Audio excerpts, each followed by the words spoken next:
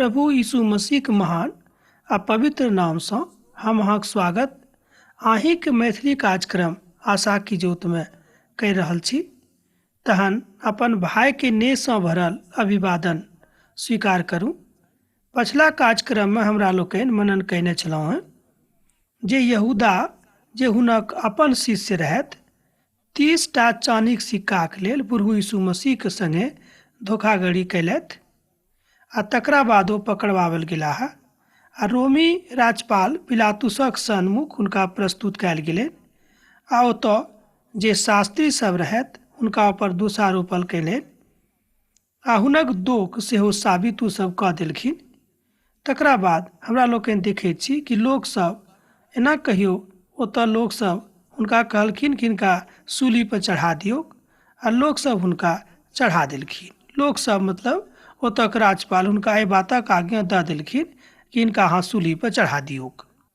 आजुक अध्ययन में हमरा लोकनि देखब जे प्रभु यीशु मसीह कोना सूली पर चढ़ावल गेलनि आ तकरा बाद ओ कोना के संसार में फेर काज करलखिन। एहि के ऊपर हमरा लोकनि मनन करब। मुदा एहिसँ पहिने हमरा लोकनि आजुक अध्ययन आरंभ करी। आउ एकटा छोट प्रार्थनाक साथ आजुक अध्ययन आरंभ कर रहल छी। हे सर्वशक्तिमान परम अनुग्रहकारी परमेश्वर, दयालु परमेश्वर, कृपालु परमेश्वर, प्रभु जी हम अहाँके धन्यवाद दैत छी प्रभु कि आजुक दिन प्रभु हमरा सभक संगे प्रभु अहाँ छी। प्रभु जी एहिके लेल हम धन्यवाद दैत छी प्रभु अहाँ अपन शक्तिसँ प्रभु हमरा सभक भरिपूरित करू जाहिसँ प्रभु अहाँके वचन सीखयमे वा समझयमे हमरा लोकनि सफल भऽ सकी। एहि छोट प्रार्थना के हम अपन उद्धारकर्ता यीशु क्रिस्त के नाम से मांग रहल छी, आमीन। आजुक अध्ययन में हमरा लोकनि देखब जे रोमी राज्यपालक सन्मुख हुनक आरोप सिद्ध भऽ जाइत अछि आर हुनका क्रूसक ऊपर चढ़ावल के सजा भेटैत छनि। आजुक अध्ययन में हमरा लोकनि आगाँ देखब जे प्रभु यीशु मसीह को सब लऽ जाइ छथिन। मुदा एहि तरह बतायल गेल छैक नगर से बाहर निकालैत काल में हुनका सभक समौन नामक एकटा कुरैनी पुरुष भेटलनि। ओ सब हुनका बेगार में पकड़ि लेलखिन जाहिसँ ओ प्रभु यीशु के क्रूसक उठा कऽ लऽ चलीक। एहिठाम देखियौ एहि बातक बतायल गेल छैक।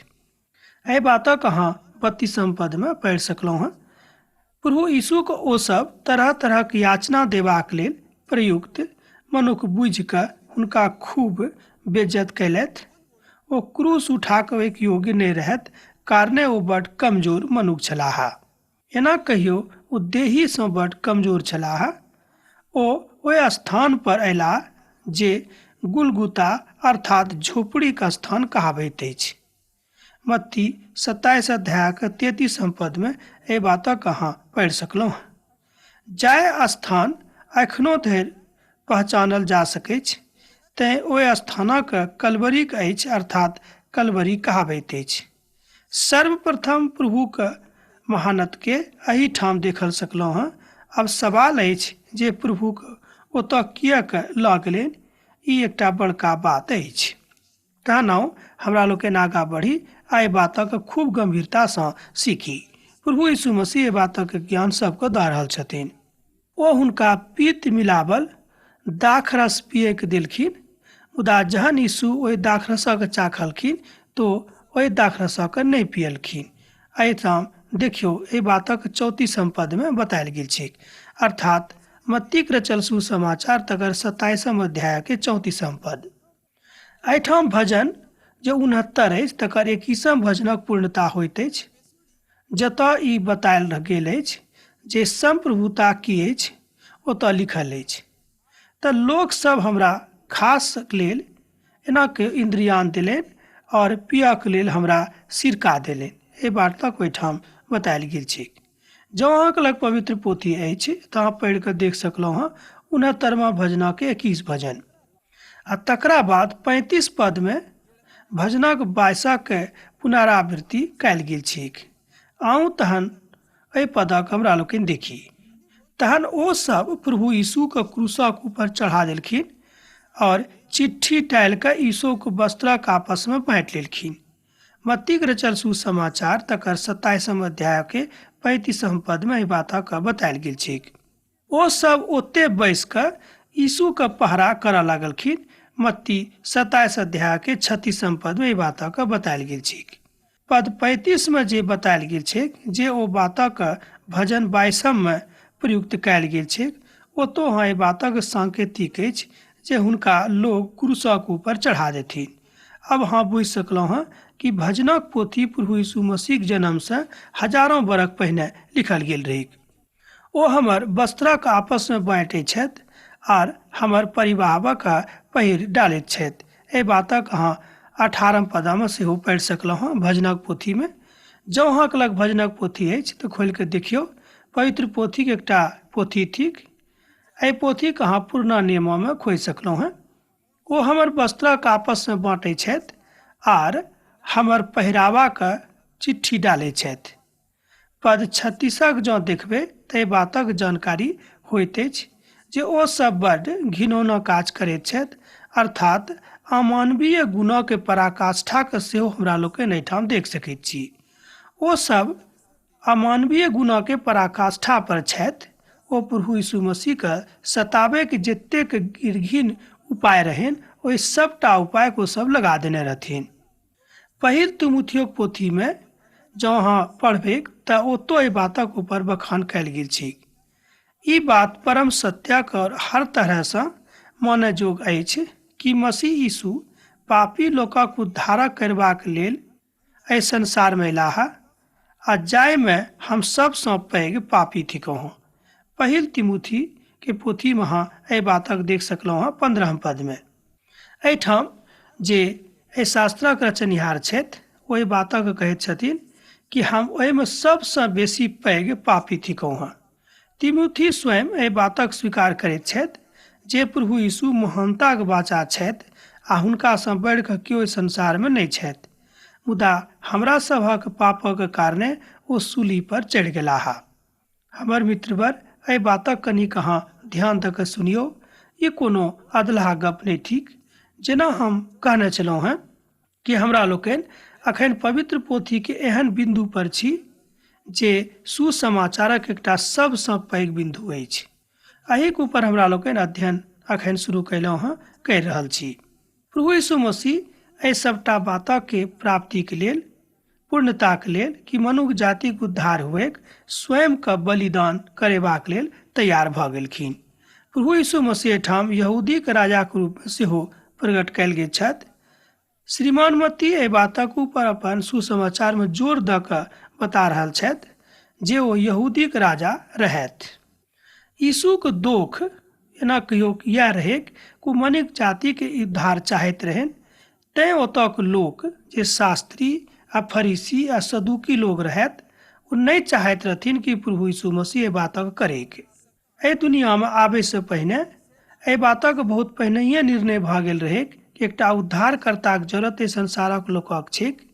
किएक तऽ सब केओ एहिठाम पापी भऽ गेल छैक, तैं प्रभु यीशु मसीह के संसार में पठाओल गेलनि। एहि बातक सत्यापनक लेल हम पवित्र पोथी के अध्ययन कर सकलहुँ हँ। पद 37 में एहि तरह बतायल गेल छै कि यीशु के दोखक पाती हुनक माथाक ऊपर लगावल रहनि आ लिखल रहै ई यहूदी के राजा यीशु छथि। लोक सब एहि तरह प्रभु यीशु मसीह के दंड देलखिन, एना कहियो कि हुनक बेइज्जती करलखिन। तकरा बाद यीशु के संगे दूटा डकैतक एक गोटे के बायां आ दोसर गोटे के दहिना क्रूसक ऊपर चढ़ा देलखिन। एहि बातक अहाँ 38 पद में देख सकलहुँ हँ। अर्थात हुनक जे क्रूस रहनि ओ बीच में रहे आ दोनों कात में दोनोटा डकैतक रहैक। एना बाजि सकलहुँ हँ कि प्रभु यीशु मसीह ओ सब तरह से बेइज्जती करे के उपाय लगा देने रहथिन। एहि बातक एहिठाम अहाँ पढ़ि सकलहुँ हँ। आबे जाबे वाला मूड़ी हिला हिला कऽ यीशु के निंदा करैत रहथि। एहि बातक अहाँ 39 पद में पढ़ि सकलहुँ हँ। ओहि देशक शास्त्री लोकनि, ओहि देशक फरीसी लोकनि लोक सभक दिमागक एतेक बदलि देने रहथि कि ओ सब यीशु मसीह के देख कऽ मूड़ी हिला हिला कऽ हुनका ऊपर आरोप लगाबैत रहथिन आ हुनक निंदा करैत रहथिन। ओ सब ई कहैत रहथि, हे मंदिरक ढाहे वाला आ 3 दिन में तकरा बनावे वाला, अहाँ स्वयं के तब बचाऊं, जँ अहाँ परमेश्वरक पूत थिकहुँ तऽ अहाँ क्रूसक ऊपर से उतरि जाऊं। एहि बातक अहाँ 40 पद में पढ़ि सकलहुँ हैं। देखियो प्रभु यीशु मसीह के कतेक तरह से लोग बेइज्जती करलखिन। हमर मित्रवर, हमर भाई बहिन, मुदा जहन पवित्र शास्त्र में एहि बातक बहुत पहिनहिए से बखान कयल गेल रहै तऽ जे लोग सब हुनका मानैत रहत, हुनको सभक मन में हुनका ऊपर अविश्वास किएक आबि गेल रहनि। जेनाकि हुनक चेला में से यहूदिया, जेना हमरा लोकनि कहै छी यस्करियोती, यहूदा यस्करियोती, जे हुनका धोखा देलखिन। किएक हुनका मन में प्रभुक प्रति अविश्वास आबि गेलै, ई बात तऽ नहि होयबाक चाही। मुदा पतरसोक मन में किएक हुनका प्रति अविश्वास भऽ गेलनि आ ओ प्रभु यीशु मसीह के इनकार कऽ देलखिन, एक बेर नहि मुदा 3 बेर। एहि तरहक मानसिकता भऽ सकैत छै जे अहूँके होइत वा हमरो भऽ सकैत छै। मुदा पवित्र पोथी में लिखल गेल छै कि पिता परमेश्वर माफ करैवला छथि। कोनो तरहक पाप, अहाँक पाप केतबो गहीर किएक नहि अछि, केतबो कार अहाँक पाप किएक नहि अछि, प्रभु यीशु मसीह ओहि पापक धोइ कऽ धग धग उज्जर कऽ देथिन, बगुलाक पाँखक जकाँ। ई बात बतायल गेल छैक। महापुरोहित लोकनि सब हुनक निंदा करैत कहैत रहथि जे अहाँ प्रभु में जँ थिकहुँ हैं तऽ बातक अहाँ साबित करूँ कि हम मसीह थिकहुँ, अहाँ क्रूसक ऊपर से नीचा उतरहुँ। मुदा एहि बातक बहुत पहिनहिए से योजना रहे पिता परमेश्वर के कि प्रभु यीशु मसीह सूली पर चढ़ि कऽ मनुष्य जाति के लेल प्राण देथिन, हुनक पापक लेल। एना कहियो कि हमरा सब गोटे के पाप अपना ऊपर उठा कऽ ओ स्वयं सबसे पैघ पापी बनि गेला हा, जाहिसँ संपूर्ण मनुष्य जाति के उद्धार हुएक। उद्धारक कारणे प्रभु यीशु मसीह एहि सबटा बातक प्रयुक्त केलखिन। जँ अहाँ परमेश्वरक पुत्र थिकहुँ तऽ क्रूसक ऊपर से उतरि जाऊँ।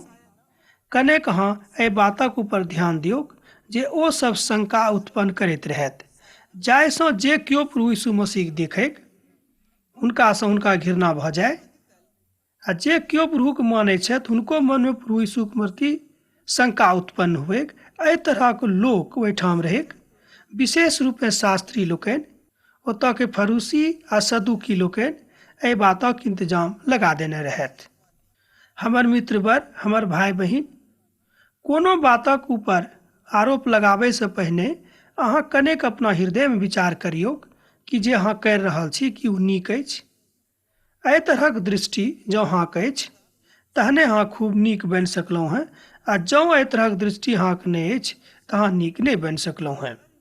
शास्त्री आ फरीसी लोकनि जे ओतऽ पुरोहित लोग छलाह आ पुरनिया लोग छलाह, वो सब यह आरोप प्रभु यीशु मसीह के ऊपर लगाबैत रहथि। देखियौ ओहि कालक लोग कतेक क्रूर भऽ गेल रहैक। एहि तरह महायाजक, शास्त्री आ धर्म गुरु लोकनि प्रभु यीशु के मजाक उड़ाबैत कहैत रहथि, ई तऽ दोसर गोटेक बचौतथि, मुदा स्वयं के किएक नहि बचा रहल छथि। एहि बातक देखियौ ओ सब मजाक उड़ाबैत रहथिन प्रभु यीशु मसीह के, जहन ओ सब हुनका क्रूसक ऊपर चढ़ा देलखिन। ई तऽ इस्राएलक राजा छथि, अब ई जँ क्रूसक ऊपर से उतरि आबैत तहने हम बुझब आ विश्वास करब। लोक सब ई सब बाजि कऽ हुनक कहियो मजाक उड़ाबैत रहथिन। एहि बातक अहाँ 41 आ 42 पद में पढ़ि सकलहुँ हैं। मुदा ई बात तऽ परम सत्यक थिक जे ओ तऽ बहुत गोटे के जान बचौने रहथि और बहुत गोटे के प्रभु से मिलौने रहथि, मुदा स्वयं के ओ किएक ने क्रूसक ऊपर से उतारि लैत छथि। एहि बातक प्रचार लोक सबके बीच में करैत रहथि, जाहिसँ प्रभु यीशु मसीह के प्रति सब केओ के मन में घृणा भऽ जायक आ प्रभु यीशु मसीह केओ नहि मानैक। एहि तरह के ओ योजना बना कऽ फरीसी लोकनि, ओतऽ के महापुरोहित लोकनि एहि सबटा बातक इंतजाम केने रहथि। देखियौ हुनका सभक मन में शैतान आबि गेल रहैक। अब हमरा लोकनि देखब कि कोन समय में प्रभु यीशु मसीह के मृत्यु भेलैक। दुपहरियासँ तऽ तेसर पहर धरि संपूर्ण प्रदेश में अन्हार लागल रहैक, एकदम अन्हार भऽ गेल रहैक। तेसर पहरक काल में प्रभु यीशु मसीह बड़ ऊंच स्वर में शोर पारि कऽ कहलखिन, एली एली लामा सबातिनी, अर्थ भेल, हे हमर परमेश्वर, हे हमर परमेश्वर, हमरा अहाँ किया के छोड़ दिलौं हैं। एहि बातक अहाँ 27 अध्याय के 46 पद में देख सकलहुँ हैं आ 45 पद में सेहो पढ़ि सकलहुँ हैं। हमे दुनू पदक एहिठाम पढ़ने छी। ओतऽ जे सब ठाढ़ रहथि ओहिमे से किछु लोक ई सुनि कऽ कहलनि जे ई भविष्यवक्ता एलिया के पुकारि रहै छथि। 47 पद में बातक अहाँ पढ़ि सकलहुँ हैं। ओहिमे से दौड़ कऽ किछु लोग और कपड़ा के भिंगा कऽ यीशु के चुसाबऽ के लेल गेलाह। दोसर लोग कहलनि रहऽ दियौक, देखै छियै जे एलिया हिनका बचाबै के लेल आबैत छथि कि नहि। एहि तरहक मानसिकता ओहिठामक लोकके भऽ गेल रहै। हमर मित्रवर एहि बातक अहाँ बुझि सकलहुँ हँ। आब प्रश्न उठि रहल अछि जे किएक भविष्यवाणी पूरा करबाक लेल प्रभु यीशु मसीह एतेक कष्ट उठौलथि। उठेबाक की जरूरत रहनि? एकेटा बात अछि, किएक तऽ मनुष्य जातिसँ अपन सृष्टिसँ हुनका बड्ड प्रेम रहनि। तैँ प्रभु यीशु मसीह अपन सृष्टिकर्ता होयबाक कारणे अपन सृष्टिक ऊपर एतेक दया करलखिन आ स्वयं के सूली पर चढ़ा देलखिन। 69 भजनक 21 पद में हाँ एहि बातक पढ़ि सकलहुँ हैं। तहन प्रभु यीशु मसीह बड्ड उच्च स्वर में शोर पारि कऽ अपन प्राण त्याग देलखिन। एहि बातक अहाँ 50 पद में पढ़ि सकलहुँ हैं। तहन प्रभु यीशु मसीह बड्ड उच्च स्वर में शोर पारि कऽ अपन प्राणक त्याग करि देलखिन। एहि बातक अहाँ 50 पद में पढ़ि सकलहुँ हैं। ध्यान दियौक, ओ प्राण त्याग करलखिन मुदा बड्ड उच्च स्वर में शोर पारि कऽ। किएक तऽ एहि कारणे तरह तरहक भविष्यवाणी भविष्यवक्ता सब कयने रहथि।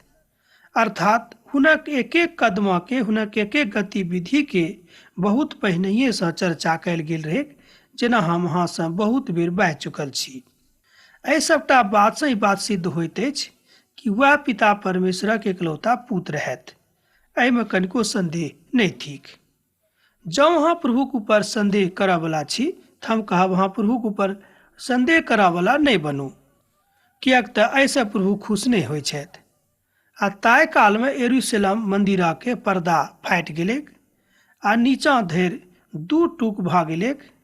पृथ्वी काँप उठलैक आ चट्टान सेहो तड़कि गेलैक आ कब्र खुजि गेलैक और बहुत मृत लोग जीवित उठि गेलाह। आ प्रभु यीशु जे एहिठाम जी उठलाक बाद ओ कब्र से निकलि कऽ पवित्र नगरी के दिस गेलाह। बहुत केओ एहि बातक देखने रहत बा दिखाई देलनि। एहि बातक अहाँ 53 पद में पढ़ि सकलहुँ हैं। एहि सबटा हमरा सभक हृदयक परिवर्तित करैत अछि जे प्रभु यीशु मसीह स्वयं उद्धारकर्ता छलाह। हुनका छोड़ि कऽ संसार में आर दोसर केओ उद्धारकर्ता नहीं छथि। एहि बातक अहाँ 53 पद में पढ़ि सकलहुँ हैं। हमर मित्रवर, हमर भाई बहिन, अब अहाँ एहि बात से कनिक विचार करियो कि एहिसँ बेसी मनुष्य जाति सँ के प्रेम कऽ सकैत अछि। एहन प्रेमी परमेश्वर का, एहन दया से भरल परमेश्वर का जँ हमरा लोकनि नहीं मानी तऽ केकरा मानी। प्रभु कहैत छथि एहिके बादो कि दुनूटा बाट अहाँके लेल खुजल अछि, जे बाट साँकर अछि सेहो आ जे बाट खूब चौड़ अछि सेहो। आब अहाँ कोन बाट दऽ कऽ जायके चाहै छी, चौड़ा बाट दऽ कऽ वा साँकर बाट दऽ कऽ, ई आब अहाँके ऊपर अछि। जँ अहाँ चौड़ा बाट दऽ कऽ जायके इच्छा राखै छी तऽ अहाँ जाउ। जँ अहाँ साँकर बाट दऽ कऽ जायके इच्छा राखै छी तऽ अहाँ जाउ। किएक तऽ प्रभु यीशु मसीह केकरो ऊपर जोर जबरदस्ती नहीं करैत छथि। किएक तो कहलखिन अपन चेला सभक अहाँ जाकऽ चारो दिस सुसमाचार पठा दियौ, सुना दियौ, मुदा केकरो ऊपर जोर जबरदस्ती नहीं करबैक। आ साँझ के एक गोटे जे प्रभु के चेला रहथि, हुनक लाश भगा कऽ लऽ गेलनि, जाहिसँ हुनक अंतिम संस्कार कयल जायक। एहिठाम एहि बातक अहाँ 58 पद में देख सकलहुँ हैं। एना एहि तरह लिखल गेल छै। ओ पिलातुसक लग जाकऽ सबक मांग केलखिन, अर्थात लाशक मांग करलखिन। एहि पर पिलातुस लाश लऽ जेबाक आज्ञा हुनका दऽ देलखिन। हम अहाँ तऽ पहिनहिए से कहने छलहुँ हैं कि राजा पिलातुसक मन में, राजपाल जे छलाह, हुनका मन में प्रभुक प्रति कोनो तरह के घृणा नहीं रहनि, जे हुनक लाशक मांग कऽ लऽ गेलनि। ओहि मनुखक नाम यूसुफ रहनि, जे ओहिठाम के निवासी छलाह। ओ लऽ जाकर हुनक लाशक एक नव कब्र में राखि देलखिन और बाहर से एकटा पैघ पाथर के टुकड़ा सँ झाँपि देलखिन। मरियम मागदलनी आ दोसर मरियम सब कब्र पर ओते छली। कनिक दूर में एहि बातक सत्यापन अहाँ पढ़ि कऽ पवित्र पोथी में देख सकलहुँ हैं। 60 और 61 पद में एहि बातक ऊपर बतायल गेल छैक। तकरा बाद देखियो प्रभु यीशु मसीह के मरलाक बादो जे ओतक लोक सब छलाह, कतेक दुष्ट सब रहैत महापुरोहित आ फरीसी आ सदुकी लोकनि, ओ सब प्रभुक पाछाँ पड़ल रहैत।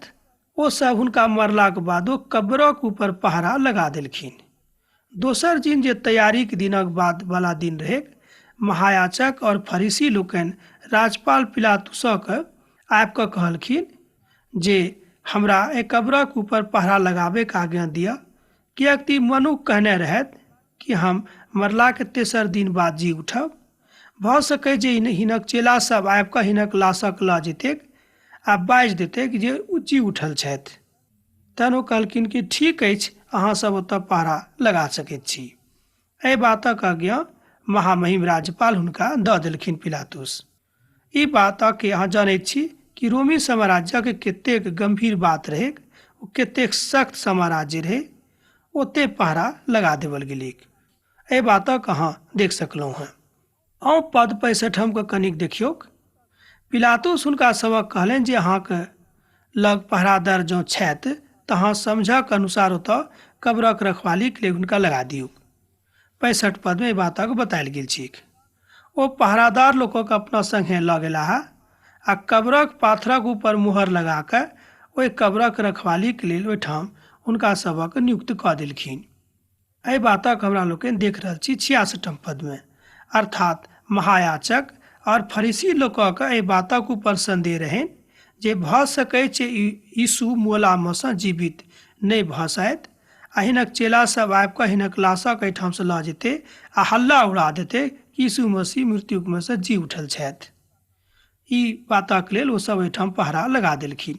देखियो ओ सब कतेक दुष्ट मनुख रहैत, हुनका सबक प्रभुक ऊपर विश्वास नहीं रहनि। अभी प्रश्न उठ रहल अछि जे किएक फरीसी आ पुरनिया और याचक लोकनि प्रभु यीशुक लाशक ऊपर रखवाली कराबैत रहथि। एहि के लेल हुनका शंका रहनि कि कतौ प्रभु उठि नहि जाय, आ जौन लोग एहि बातक जानि जेतै तऽ पहिनैयों से ज्यादा माने वाला लोग प्रभु यीशु मसीह के भऽ जेतैक। अपन शिष्य लोगक बाजि कऽ कहलखिन जे अहाँ सब एहिठाम रहब, भऽ सकैए मूला में से तेसर दिन जी उठत। ई बात भऽ सकैत अछि, मुदा अहाँ सब एहिठाम पहरा देबैत रहबै, भऽ सकैत अछि हिनक चेला सब आबि कऽ हिनक लाशक एहिठाम से लऽ जेथिन आ हल्ला उड़ा देथिन चारू दिस जे हमर गुरुजी मृतक में से जी उठल छथि।